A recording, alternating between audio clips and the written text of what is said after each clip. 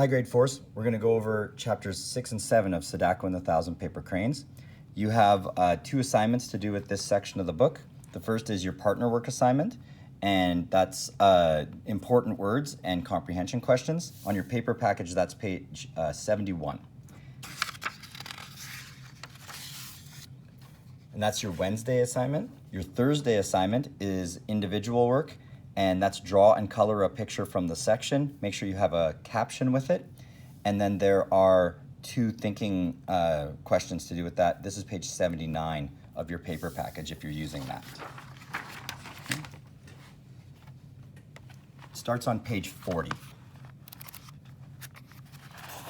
And chapter 6 is called Kenji. Everyone saved paper for Sadako's good luck cranes. Shizuko brought colored paper from the bamboo class. Father saved every scrap from the barber shop.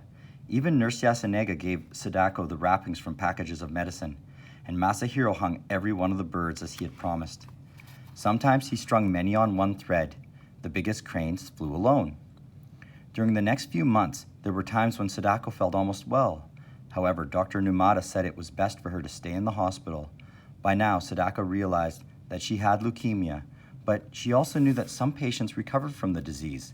She never stopped hoping that she would get well too. On good days, Sadako was busy. She did her homework, wrote letters to friends and pen pals, and amused her visitors with games, riddles, and songs. In the evening, she always made paper cranes. Her flock grew to over 300. Now the birds were perfectly folded. Her fingers were sure and worked quickly without any mistakes. Gradually, the atom bomb disease took away Sadako's energy. She learned about pain. Sometimes throbbing headaches stopped her from reading and writing. At other times, her bones seemed to be on fire, and more dizzy spells sent Sadako into deep blackness. Often she was too weak to do anything but sit by the window and look longingly out at the maple tree in the courtyard. She would stay there for hours holding the golden crane in her lap. Sadako was feeling especially tired one day when Nurse Yasunega wheeled her out onto the porch for some sunshine. There, Sadako saw Kenji for the first time. He was 9 and small for his age. Sadako stared at his thin face and shining dark eyes. "Hello," she said. "I'm Sadako." Kenji answered in a low, soft voice. Soon the two were talking like old friends. Kenji had been in the hospital for a long time, but he had few visitors. His parents were dead, and he had been living with an aunt in a nearby town. "She's so old that she comes to see me only once a week," Kenji said. "I read most of the time." Sadako turned away at the sad look on Kenji's face.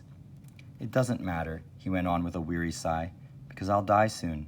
I have leukemia from the bomb." "But you can't have leukemia," Sadako said. I said quickly. "You weren't even born then." "That isn't important," Kenji said. "The poison was in my mother's body and I got it from her." Sadako wanted so much to comfort him, but she didn't know what to say. Then she remembered the cranes. "You can make paper cranes like I do," she said, "so that a miracle can happen." "I know about the cranes," Kenji replied quietly, "but it's too late. Even the gods can't help me now." Just then, Nurse Yasunega came out onto the porch. "Kenji," she said sternly, "how do you know such things?" He gave her a sharp look. "I just know," he said, "and besides, I can read my blood count on the chart. Every day it gets worse." The nurse was flustered. "What a talker," she said. "You're tiring yourself." And she wheeled Kenji inside. Back in the room, Sadako was thoughtful. She tried to imagine what it would be like to be ill and have no family. Kenji was brave, that's all. She made a big crane out of the prettiest paper and sent it across the hall to his room. Perhaps it would bring him luck. Then she folded more birds for her flock. 398, 399. One day, Kenji didn't appear on the porch. Late that night, Sadako heard the rumble of a bed being rolled down the hall. Nurse Yasunega came in to tell her that Kenji had died. Sadako turned to the wall and let the tears come. After a while, she felt the nurse's gentle hand on her shoulder. "Let's sit by the window and talk," Nurse Yasunega said in a kindly voice. When Sadako finally stopped sobbing, she looked out at the moonlit sky. "Do you think Kenji is up there on a star island?" "Wherever he is, I'm sure that he is happy now," the nurse said. "He has shed that tired, sick body, and his spirit is free." Sadako was quiet, listening to the leaves on the maple tree rustle in the wind.